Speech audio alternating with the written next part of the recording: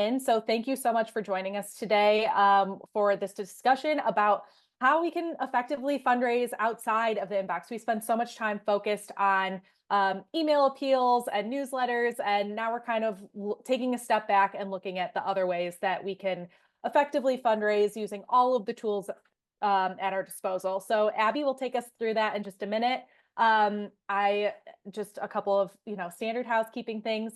This meeting is being recorded. You will get the recording, you will get the slides, and any resources that we discuss, I'll also send those via email. So don't feel like you need to take copious notes or like screenshots or anything. Everything will be coming your way in an email tomorrow. Just general announcement as well. You should now have the campaign toolkit that was emailed to you last week. We hope that you'll join us next week for a conversation about how to best utilize it. But Abby, I don't know about you, but I think that this is the best one yet. It's pretty amazing. So the team at the Hub did a really great job putting that together. If for some reason you didn't see it, I'll drop it in the chat and you can just kind of poke around there. But yeah, much more to come. We are officially in full steam ahead on Newsmatch season. So with that, Abby, I'll turn it over to you to take us through how to generate revenue beyond the inbox. Yeah, thanks so much. And yeah, to echo what Maida was saying, we'd love your feedback on the toolkit. We really do listen to what you say you really like and what you think could be improved. And we do try to constantly update that every year to really reflect your needs, what you're seeing works for you. So please send this feedback as you dive in and start using it. And we sent it a little bit early this year so that hopefully you can get some work out of the way before the election season gets really busy for a lot of you. So today we're going to be talking about generating revenue outside of the inbox. For some of you, this has probably come up because maybe you're concerned about list fatigue, hence the name of this session. Maybe you're worried about just adding more and more emails and what that might do for your subscriber relationships. But some of you might just be interested in exploring new ways to fundraise or building out your campaign. So we're going to talk a lot about that. My name's Abby Gingras. I've met many of you before. Some of you got to see in person last week. If we haven't met, I work at News Revenue Hub, and my job is really to work with organizations like yours and help you get the most out of your fundraising and help you build relationships with your audience. So chances are a lot of you are doing most or perhaps all of your campaigning via email. I am not calling out the Texas Tribune here. I love their emails. This was just a nice illustration. I think they do a great job with their email branding. And so when you think of your Newsmatch campaign or any campaign really, you might think of emails. Like those things might be synonymous for you. And for most of the organizations that we work with, emails account for about 60% of both like overall revenue, but also entries to a donation page for organizations. So 60, more than half is coming from email. I'm curious, you can come off mute or you can drop in the chat how this matches what you have seen with your organization. Are you around 60%? Are you around 100%? Is email not at all important for you? I'm just curious where folks are at. And it could be that emails most of your revenue, but maybe that's a self-fulfilling prophecy because you haven't done much beyond email, but would love to just hear from a few folks where you are. Okay, so Laura, 95% email. So, and same for Elizabeth. That's where I feel like a lot of organizations are. So you're certainly not abnormal in that regard. Well, Corinne, also heavy on email. Okay. Oh, interesting, Nicole. Some social. We'll talk a bit about social today. Great. Well, feel free to keep dropping things in the chat. We'll start moving on and looking at some real world examples here. And so what we really want to emphasize is that email is really only part of the picture. And if you're putting all of your energy and effort only into email, you might be leaving a lot on the table. And I included our lovely toolkit here because if your campaign was only truly supposed to be email, we would not spend our time and energy on things like graphics and newsletter toppers and other things like that. We would just send you email copy and send you on your way. So we include a lot in this toolkit beyond the emails that we provide. And so we want to talk a bit more about those other things that you can do and what's going to really be the most impactful for you based on what we've seen with other organizations. So I broke up the ways to fundraise beyond email into three categories in what I see as the order of importance for most organizations. There's always going to be exceptions to these things. So as you're sitting here thinking about your organization, maybe how much website traffic you get, if you have a really engaged following on Instagram, these things might be unique for you, but this is just generally what we've seen kind of across the board. So I mentioned that email tends to be around 60% for most organizations. Website tends to be the number two category after email. So for most organizations, between website and email, that's 99% plus of their overall revenue is coming from those two places. So your website is really an important vehicle for fundraising. And we're going to dig into all the different ways you can get the most out of every single page on your website. The second category I wanted to focus on was your staff and your board. Your staff and your board have their own networks, their own value that they're bringing to your organization. And I find that a lot of orgs are not utilizing these individuals to the fullest extent that they could be. This often comes down to organizational culture. You might be sitting here being like, there's no way I'm going to get this reporter to fundraise with me. So we can talk a bit about that. I'd love to hear your personal experiences. But this is sometimes more of a tricky thing because it involves individuals who may or may not be comfortable with fundraising. And then the last category here, I highlighted direct mail because that is the example that comes up the most. But I also put direct mail and any other maybe more niche or just different formats that maybe aren't reflected in the toolkit, but you could still fundraise. So things like direct mail, but also things like texting, other platforms. I've had orgs ask me about fundraising with video on YouTube and fundraising in podcasts. And so we'll talk about all of those different formats as well, some of which might be applicable to you and some of which might not be. I'm just going to check the chat. Audio, yes, I do have an audio example in here, so we'll talk about that.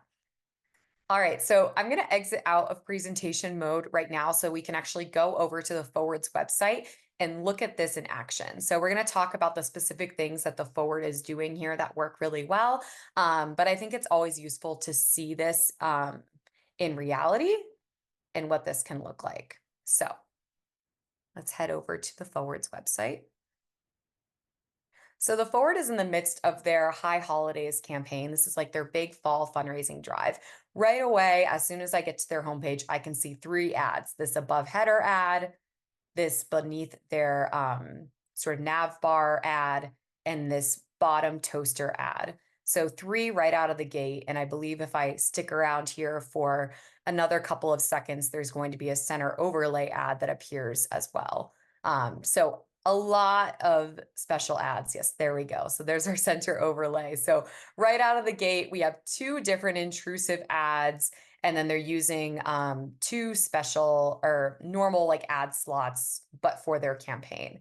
So we have all of those. The Forward also has this support our work button in their header, and their header is sticky, so it follows you as you scroll. You can see they have a nice sidebar ad here as well.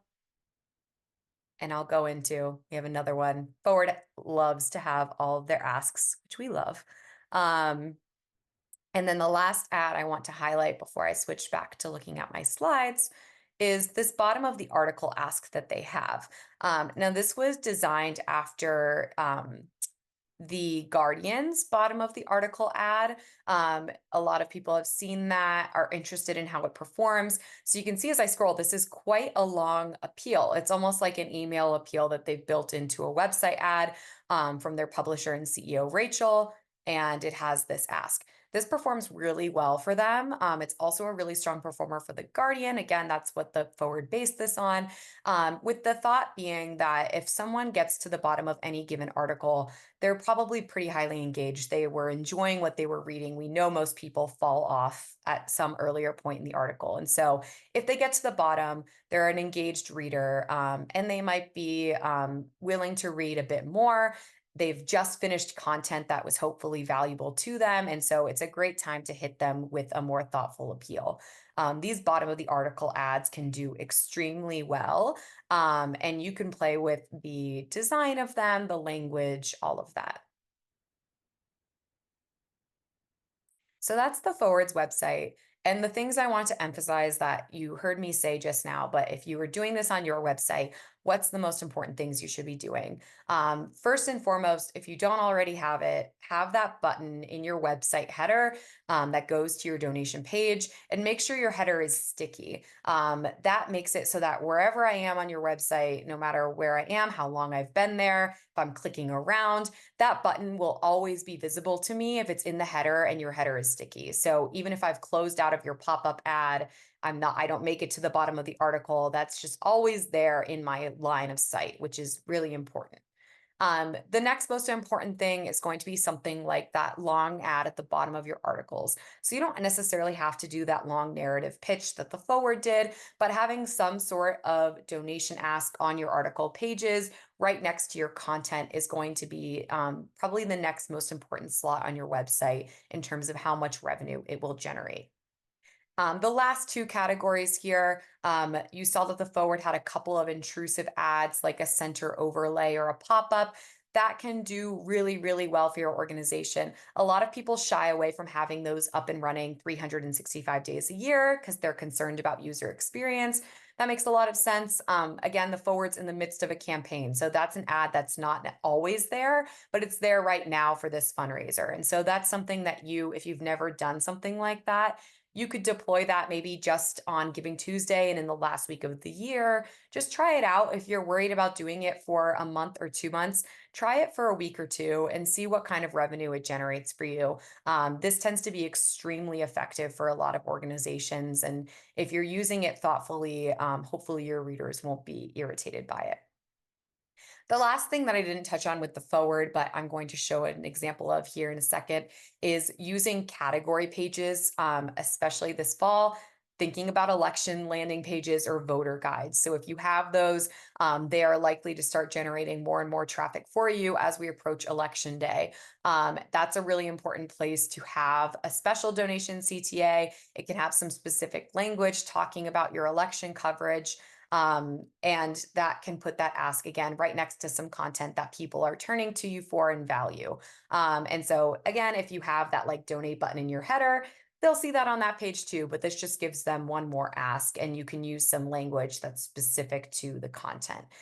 If you are not an elections organization, think about what other landing pages might come into play here. So it could be that you set up a landing page for a developing or breaking news story. One that's coming to mind for me is Vermont Digger had like a whole hub of flood coverage earlier this year. So adding a special CTA on that about their flood coverage would have been like a really great thing to do. Or maybe you're following school board decisions or things like that. If there's any sort of landing page where you're gathering articles on this similar topic, putting a special CTA there is going to be a great step to take. And as I mentioned, I wanted to highlight an example of this with elections. A lot of people turn to CalMatters as like a best in class example of a voter guide. This is what that looks like when you get to their website. And you can click around to different stories and all of that, of course, but they do have a donation ask built right into this page. In years past, they included quotes from people who had donated that specifically mentioned their election coverage so that they were really tying it back to their audience. And so this is something that they could take this from their article pages, but just make sure that it's built into this elections page as well.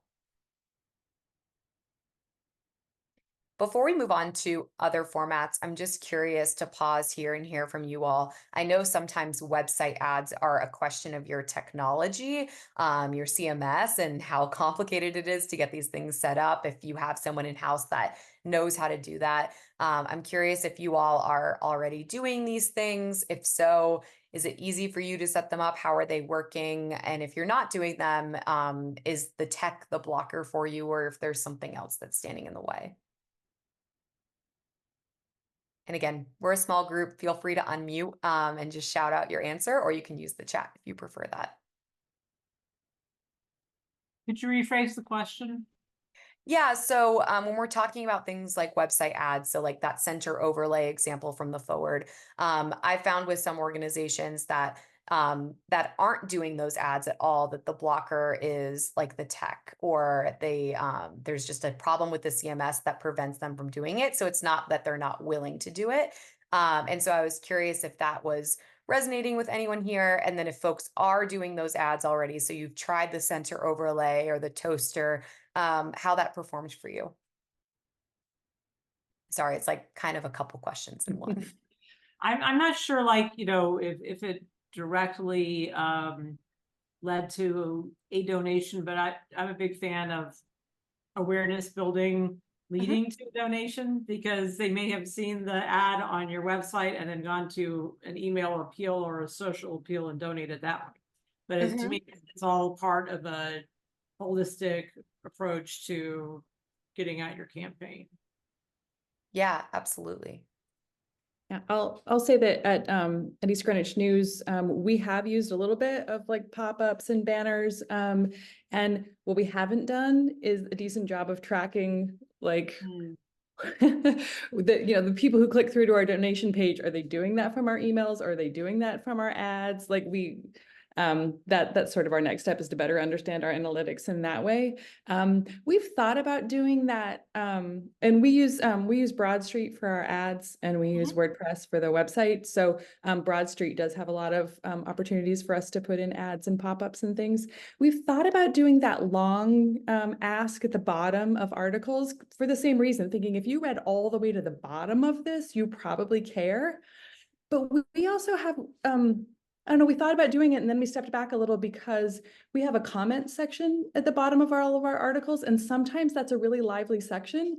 And we didn't want to put an ask between the article and the comments. So I don't know if anybody's figured out a way to do a long ask that doesn't interfere with the comment section. But anyway, we have done this a little bit, and I agree. It's sort of just that awareness building, even if they're not clicking and giving right from one of those banner ads. It's still a good idea, I think, to just have it's Newsmatch time sort of presence on our website. Yeah, I'm glad you mentioned your comment section, because even though not every organization here has comments, what ads are placed where, especially on an article page, is such a matter of priorities, right? So you could have like, a lot of times people have like a newsletter sign up CTA, a donation CTA, maybe recirculation, so links to other articles, comment section, author bio, like all of those things are on the article page. And it's a question of like, well, what order should we put them in? Like at the very bottom of the article, is the author bio going to be right there, or are we going to do the donation ask and then the author bio? So that's something that I would try to tie back to your organizational goals. Like, is the comment section, is that community engagement, is that a higher priority for you than donations, or vice versa? And again, that can change. So maybe most of the time you're like, we want comments to be there first, but maybe during the campaign you swap that order and put the donation ask above the comments just for a month or a couple weeks. It's okay to have those things kind of swap out. A lot of orgs do that with the center overlay, where most of the time it's for newsletter signups, but then during the campaign, they switch to having it be around donations. I know we've talked a little bit about trying to do a pop-up that's one of those, like as you're leaving the site, it pops up. Is there a name for that particular kind of ad? I don't know off the top of my head. Maida, I don't know if you do. No, I don't. I was just trying to quickly see if I could figure it out. That's all right. I'm sure we can find it. I'm not usually the person that digs into the tech. I just sort of tell them what to put where, but we have some staff shortages right now, so I may end up doing more of this than I wanted this year, but that's fine. Yeah. Oh, it looks like we've got the answer in the chat from Rob. Exit intent was what was coming into my head, but I was like, I don't know if that's the formal name, but it sounds like that's the best name. So thank you, Rob. Yeah, so all of those things are worth trying with your organization. And then just like, I do think tracking is a big part of this picture, right? Like if you're not able to see if gifts are coming from email 1 versus email 2, or email 1 versus your website ad, it's really hard to know what's working well for your organization. So I encourage you all to try to dig into that if you are not able to track currently. There are various tech solutions out there that can help with that. And then once you are able to track, that's when you can really start doing some more testing and things like we're looking at this CalMatters example right now. So I'll just use that because it's in front of us. Their headline here is free to read, but not free to produce. Does that perform better or worse than the headline being something like, do you value CalMatters election coverage? Like those two things could drastically change the performance of this ad, or they could have a very similar performance, but that's something that we or CalMatters wouldn't know without doing some testing. And so once you're able to do that tracking, you can start playing around with trying one language versus another, trying different colors, and really seeing what seems to resonate the most with you. Because I've had orgs that tried those long narrative asks at the bottom of articles, and one type of language did not resonate. But then when they updated the copy to a different kind of pitch, it started to work. So it's kind of like emails. People can be a little bit fickle, and you have to find what language really seems to resonate. Let's see, Laura, are you referring to this CalMatters ad? Yeah, so for an org that's paywalled, your language might look a bit different. Some examples that I don't have in here, but that come to mind, the Salt Lake Tribune and the Daily Memphian are both organizations that have donation programs, but also have some form of paywall. So they might be good orgs for you to keep an eye on, and go to their websites and see what kind of language, because they're sort of straddling that world of needing to try to push subscriptions, but also push donations. All right, so we're going to move on from the website to talk a bit about using your staff and your board. And so again, we're thinking big picture here. Email for most organizations is the #1 driver of revenue. We haven't seen that shift a whole lot. For some orgs, website is increasingly approaching email. So I do think if you're looking like where else should we invest our time and energy, your website is most likely going to be the next best place for you. But there are certainly many other things you could do. And so I do want to talk a little bit about staff and board. So how can you use these individuals? Your board members can send personal appeals to their networks via email. I don't think in this year's toolkit, but maybe in last year's we included a board member appeal that you could customize. Maida, I don't know if you I have have some examples from Okay. other newsrooms, so I'll Okay. include that in our follow-up as well as link it on for those of you watching the recording, link it on the website so that you have access to kind of like what other newsrooms are sending to their boards to equip them to make those asks to their networks. Perfect. Thank you. Yeah. So boards are great. It should be part of their responsibility to do things like this. Maybe not all the time, but certainly during your most important campaign of the year. And most likely their networks are going to include existing major donors, potential major donors. So those efforts can really yield like those high dollar gifts, which will really help you towards your goals. Um, in that vein, your board can also help you land matching funds, either from individuals or potentially from businesses in your community. And they could also potentially help you secure incentives. So I've had a lot of orgs experimenting more and more with incentives. So saying like, if you make a gift of $20 or more, you'll be entered in a raffle to win this stay at a local hotel or win a $50 gift card to this local business. And they've been getting those incentives donated from those businesses or sometimes in an exchange of services for, say, like ad space on their website. Your board might have those connections at those businesses, most likely like higher ups, executives who might be decision makers. And so you could think of them in that way too. Maybe they aren't securing you high dollar gifts, but maybe they're making an introduction so that you could get an incentive for your campaign. So they likely have some really long-standing relationships, and you should try to use them as much as you can.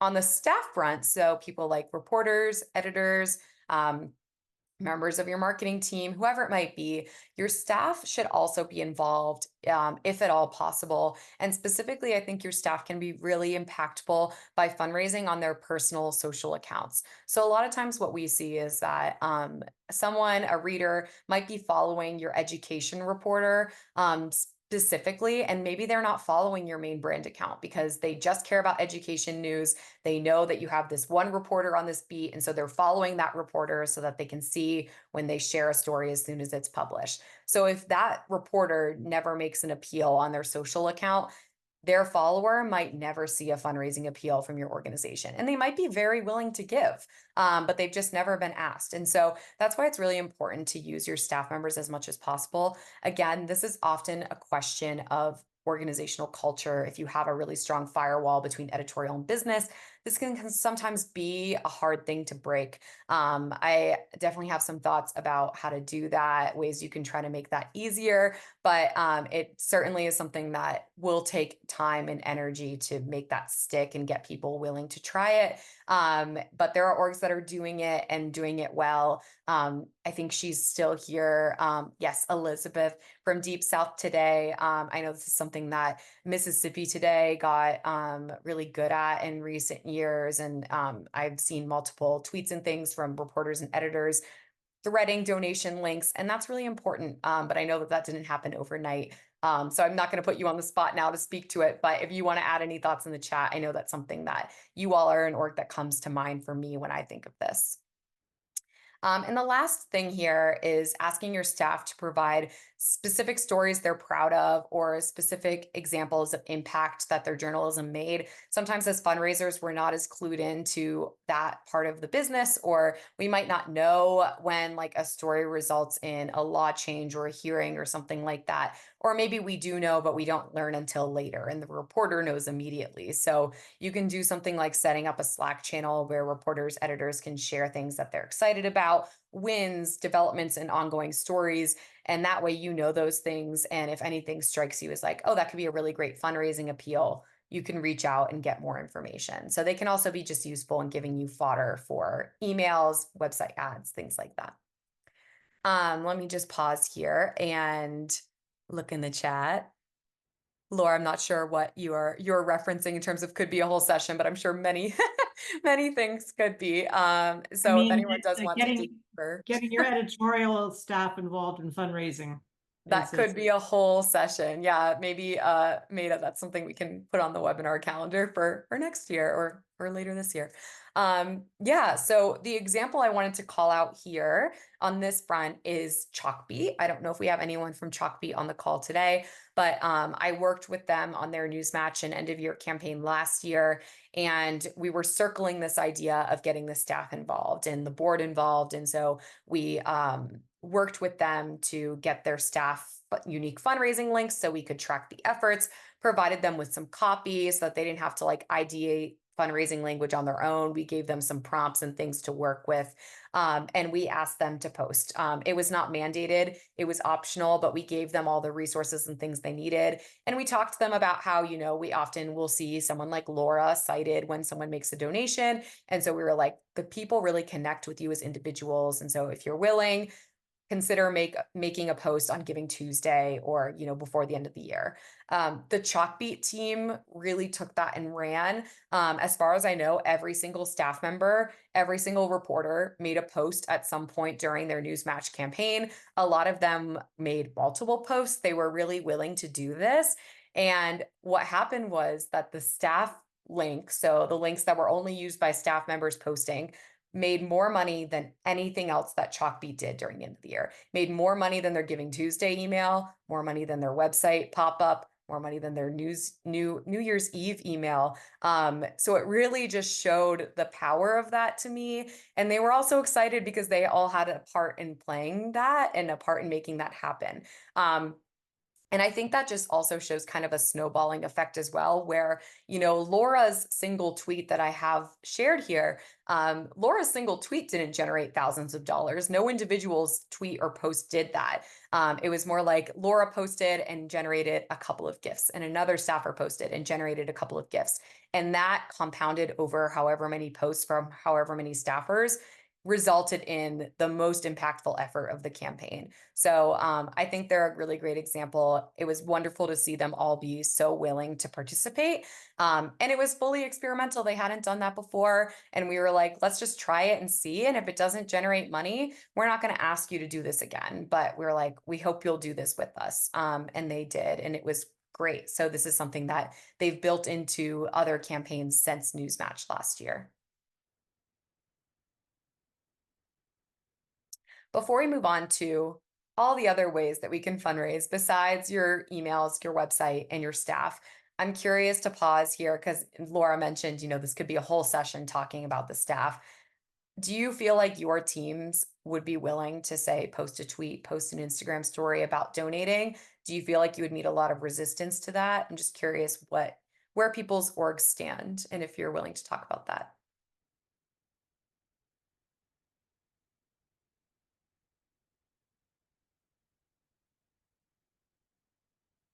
I know this is a sensitive subject in some orgs, so if you're also not comfortable talking in public, that's fine too. You can always email me.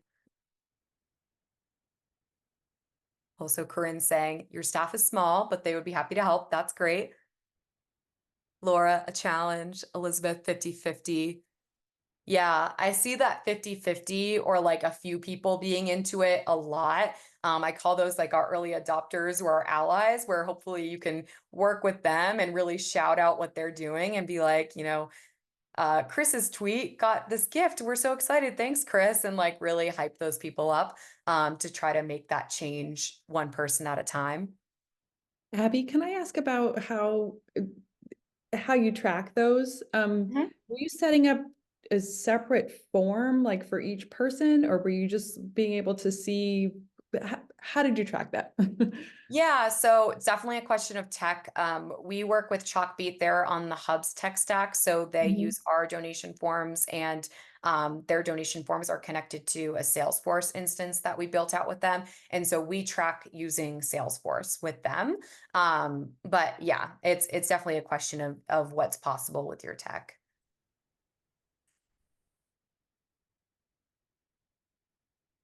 Yeah, I see lots of people in the chat being like, some, maybe some others, not so much. Yeah, we can talk a bit more about that at the end if that's kind of like the thing people are most interested in discussing or getting tips on. I do think like finding those allies, finding one or two people who are willing to do it is great. I also find a lot of success in pitching it as an experiment. So saying like, I think a lot of times people are wary of being like, oh my gosh, this is just one more thing I have to do, and you're going to make me do this for the rest of time. It's never going to leave my plate. I think pitching it as an experiment of saying like, we'd like you all to put one tweet out there, one Instagram post out there during the end of your campaign, just to see how it does. And like, we'll report back to you in January what the results were. And if it doesn't work, we won't ask you to do it again. So I think sometimes like pitching it as like, we're not asking you to do this for the rest of time. This is just a trial. We want to see how it works. And you can also cite and say like, this has worked really well for orgs like Chalkbeat and Mississippi Today and others, and get them to be like, oh, this is not something that no one else is doing. Because I think a lot of times, especially people are coming from like a print for-profit background, that might be like, this is not something that reporters and editors are doing in other organizations, when in fact, increasingly more and more are, especially in the nonprofit space. So it can sometimes be helpful to showcase that this is not something that is really out there. It's something that is increasingly becoming more normalized. Yeah, I would echo that and just recommend looking into your public media sources as inspiration for that, right? Like that's such a familiar pattern during pledge drives to have reporters on the air pitching. And so, if people are a little hesitant to do that, I totally understand, but there is kind of this proven model of organizations who have been effectively using that for decades in many cases. Mm-hmm. Yeah. I just ask something quickly here? Mm-hmm. This is Peter Cameron from the Badger Project. I mean, I have a pretty strong opinion about this, that this is pretty necessary for all of us to be doing this.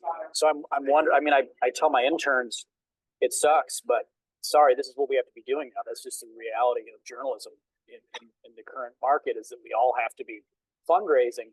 And I mean, for me, I sort of make it mandatory. We all have to be doing this. I mean, I wonder if anybody is that too strong? Is pushing that a bad idea? Is there a counter argument to that? I personally don't think that's too strong. I think a lot of people are hesitant to do that for a variety of reasons, knowing their own reporters, their own staffers, their own organizational culture. But I don't think that's an out of line approach at all. And like Maida was saying, like, for places like NPR and public media, like this has been the expectation. It's part of everyone's job. And I think it just hasn't been the case in maybe other segments of media historically. So I do think it's going to be like this industry-wide culture shift. And some orgs are ahead of that and some orgs are more behind that, and individuals as well. But Peter, I don't think that's too strong just from my vantage point. Yeah, Yeah. I would agree with that. If that's something you can be building into your newsroom culture, I think that you're going to be setting yourself up for success down the road. But I do understand why there are many newsrooms that are kind of working on this sea change in order to get people on board with that. So, but if you're in a position where you can kind of get that going now, I think that's great. Mhm. It's pretty easy just to give. I mean, you can give people copy and the photo and just post this on your Facebook or whatever. It doesn't. When I hear like, oh, they're not comfortable doing that, I'm thinking like, too bad. I mean, this we gotta fundraise, you know. Yeah. Any other reactions or counterpoints to Peter? I just have a question if there's anything codified in any sort of journalist ethics, like like the equivalent of AFP that says thou shalt not fundraise for your nonprofit. I was a journalist for 8 years, but it was in public media. So of course, Mm. I was used to asking for money and pitching. But is there anything, is this myth or like well, it seems unethical, but is there anything that really clearly anywhere in any kind of like code of ethics that says, as a journalist, you shouldn't be doing this? I've never seen anything. I don't know if Yeah, any. I haven't either. So that's what my argument for pushing Mm. editorial is like, there's nothing preventing you ethically from doing this. Right. I think especially if your organization has some kind of a statement that says that donations don't affect coverage. I think if any journalist has a worry that that's their worry, is that somehow donors are going to expect them to then treat them well in coverage. But we have a statement that's on our donation page that says that, that the donations don't affect our coverage in any way. And as long as that's there, then I don't see how I don't see how a journalist would have an ethical problem with that. That's great. Thank you.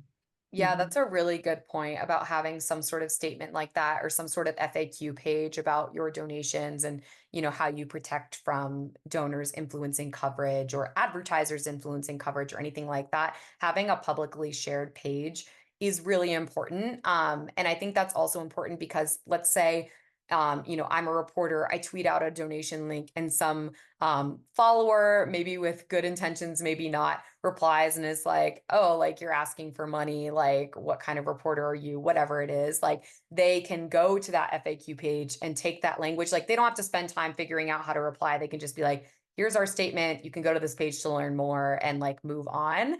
I've found that sometimes like if that page or that copy is not available, then it becomes a whole like side derailing conversation to figure out like, what do we say to this person? What is our stance on this? And you want to have that just ready and publicly available. Let's see, Jill, just looking at the chat.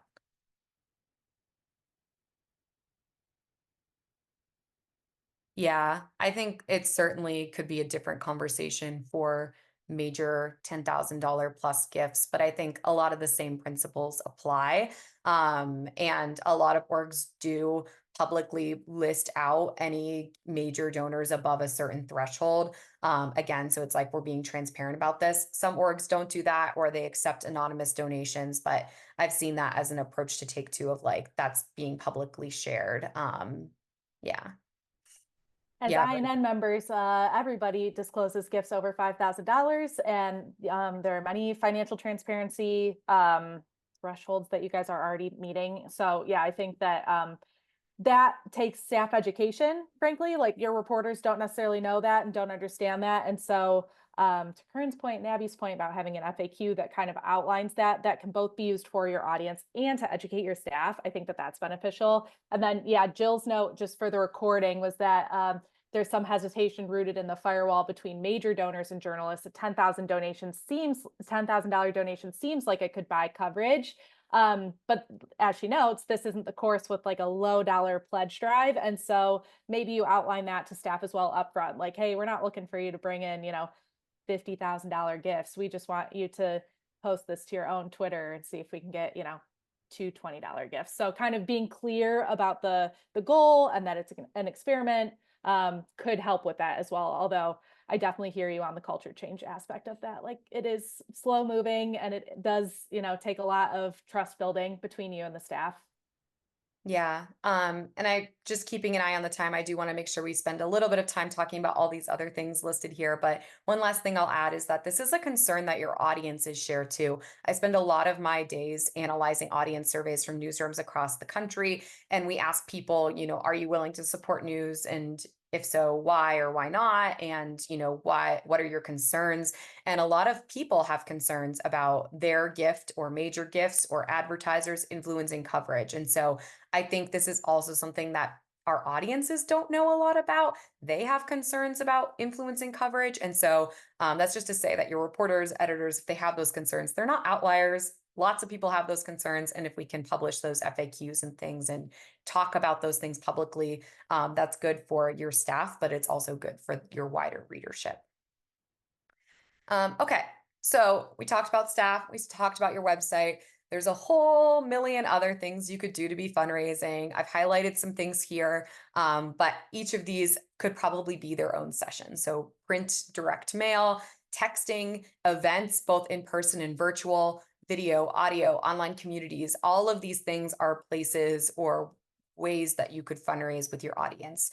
These things tend to be more niche and they may not be applicable to every organization. So if you're a local organization, direct mail, you could mail it out, but you could also like go house to house, depending on how small your community is. That's more accessible than it is for, say, like a national organization or international. Some of you might not produce video, some of you might not produce audio. And so these things may not all be relevant to you.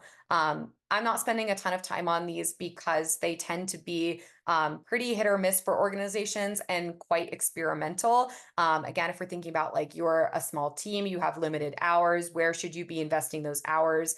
Things like your website ads or trying to get your staff to fundraise are more likely to yield results for your time and your efforts. But if you have a little bit of extra time and you're interested in experimenting with new formats, all of these are ways that are places that you could start exploring. And I would say, like, think about where your audience is or what they seem to respond to. So I have some examples here from CT Mir and Rewire News Group. I believe Irene from CT Mir is here.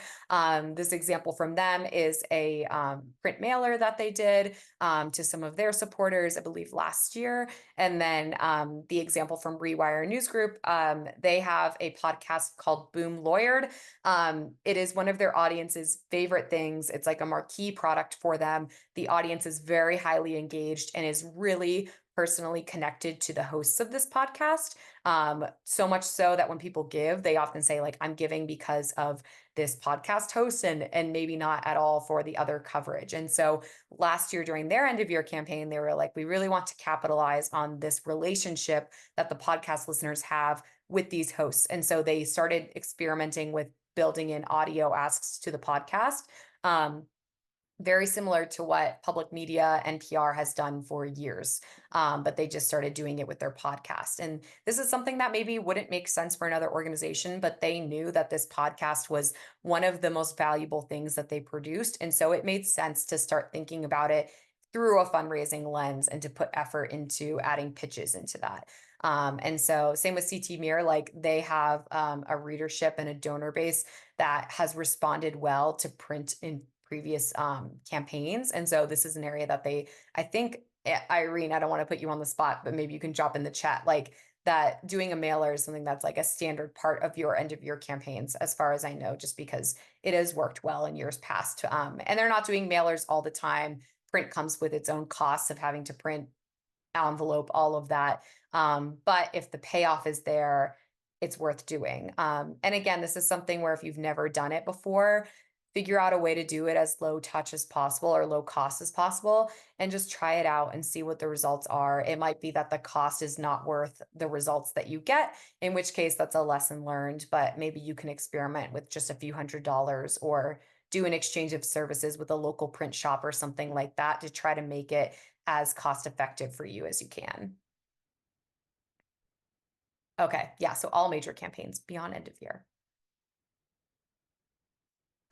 All right, that was my last slide. We have about 15 minutes left. I wanted to make sure we left a good amount of time today to have a discussion, answer questions, because I know there's a whole host of things people could be doing besides emails to fundraise. So again, don't want to put anyone on the spot. You're welcome to unmute. You can use the chat as well, but please feel free to ask questions, give an example from your organization. I really want this time to be a space for you all to discuss with each other as much as with me, and we can learn as we get into our 2024 news match season.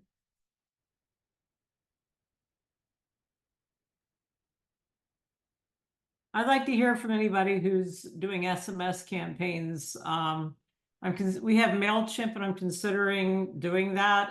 We don't have a lot of phone numbers. And our audience tends to be, or our readers, I should say, tend to be a little older, but I think that, and it's certainly not trying to sound ageist because I could have an AARP card if I wanted it right now. But I'm not sure if they would find a text message obtrusive or if they're just so used to getting them from campaigns and sales that it wouldn't be a turnoff. Yeah, I want to give people time if they want to unmute or drop something in the chat if anyone's doing this directly in their organization. At the Hub, we are doing an experimental cohort right now with texting because more and more orgs are interested in it, and there's a variety of platforms you can use. MailChimp offers it, but so does things like Subtext, and you could use WhatsApp. So there's a variety of text solutions for it if you're interested in exploring it. A lot like you have really small texting lists. So the first step is really just building those lists up. And it is a bit more like intimate and personal than email is. So I do think you have to be careful. I don't think we'd get to a point where we're emailing or texting aggressively. And if you're on any political texting lists, you know, sometimes that they text you too much or brands text you too much. So I think the same rules apply as with email, where you really want to be careful of people's time and not burn them. And I think with email, people have a longer willingness than they do with texting. Priyanka, I just want to give you space if you want to talk about what you put in the chat. Sure. We haven't been doing texting for very long, but a few months now. And earlier this year, we did experiment a little bit with that. It's not a huge group, as I should say. That's not huge. It's just a few hundred people, but we haven't seen much success. Definitely, I mean, I think a lot of these people are very clear that they just want to hear from us once a day. They want to get the news or whatever it is that we're sending them, like the quiz of the week or whatever it is. They are not that receptive as yet, but again, it's new, it's fairly new. And we put out a call on our website and in our newsletters, and that's how we recruited this initial group to participate. And it's been a test. So I wouldn't say it's an absolute failure, but I wouldn't call it a resounding success either. Like I think we had the first time we put out a call, like out of a few hundred people, we got like 2 donations. It's something, it's a start, right? So it's not nothing, and it's not a huge effort. It's not a heavy lift. I'll say that. But it's more of, I think we're still very early on. So I'll keep you posted. Something I've been thinking about too with texting is that it's likely that gifts might come through like a second action, right? So maybe you send your audience members a text link to your voting guide on election day. They click the voting guide, they read it, they value it, and maybe they then donate through the header button on your website. And so it might be hard to see like those second layer gifts, which we in our jobs would be like, well, that did come from texting, but that sort of second layer of tracking is really hard for most organizations to accomplish. That's a very good point. That's true. We just had some people like drop off, like they didn't want, but that happens all the time anyway. But yeah, no, that's a very good point. Like they may have given further down in the food chain. I'm curious if anybody has ever done, or if anyone does, like in-person events, like a kickoff event for their campaign or anything. We tried that last year. We held something at our local brewery. We called it Local Brews for Local News. I don't know. I wasn't sure it was really worth our time to do.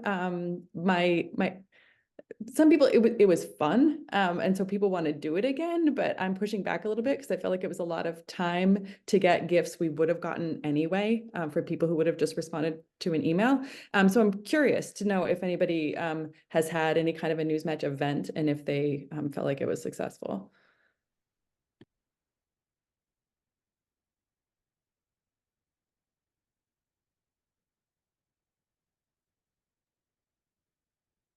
I didn't want to jump in and interject anyone. I will say, I feel like in-person events, they can take all sorts of different shapes and forms, and that also means they can have all sorts of different costs associated with them. So I do think if you've never done it before, or if you're like, we're not super sure, we'd be willing to try it again, trying to find the lowest cost possible way to do it, the lowest effort. A lot of orgs will do it with like local public schools or local libraries, so don't pay for event space, and maybe it's tied to an editorial project. I know CT Mir during the 2022 election year editorially wanted to do an event in the weeks following the election. To basically, it was like a hosted forum conversation that was like, okay, these were the results. What does this mean now? And I don't have the like data at the top of my brain right now, but I know that that event was sort of important to them because they wanted to keep that election engagement going. But that was something that they already budgeted for, already wanted to do. And then they could build in donation asks to that event. And it was like they were going to do it no matter what. It didn't matter what the donation results were, but that was a, you know, if they got donations, great sort of thing. It was also like a retention play and something that they could promote to existing donors to be like, come engage with us and deepen that relationship.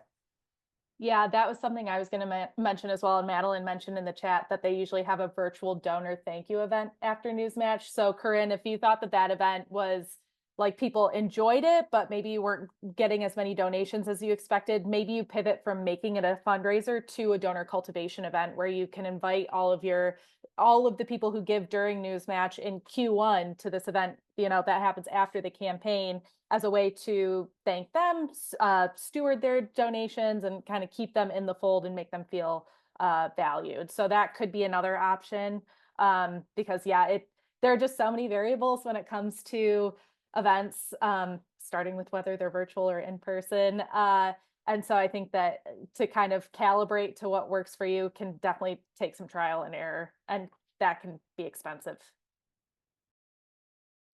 Yeah, and I think there's all different sizes of events as well. So I don't think anyone from this org is here, but I know El Paso Matters has experimented with really intimate dinner parties specifically for major donors and major donor prospects. And those are like a small invite list of like 8 to 10 people. And they actually have an existing major donor or like friend of the organization volunteer to host and to cook. So there's really not like a cost associated for them. It's like someone agrees to just cook dinner for 8 people. They have 1 or 2 staff members go. It's very much just like a conversational dinner party. And the hope is that they get some major gifts or some pledges out of that. So you can do so many different kinds of things with events, but I do think it's all experimental to see what works for you and your community, and to try to do it as low cost as you can when you're still in like testing the waters mode.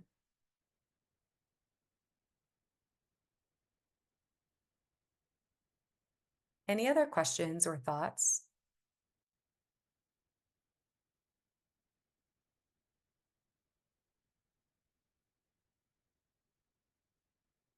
All right. Well, we have about 5 minutes, so I'm happy to give you all a little bit of time back before you probably have another meeting at the top of the hour.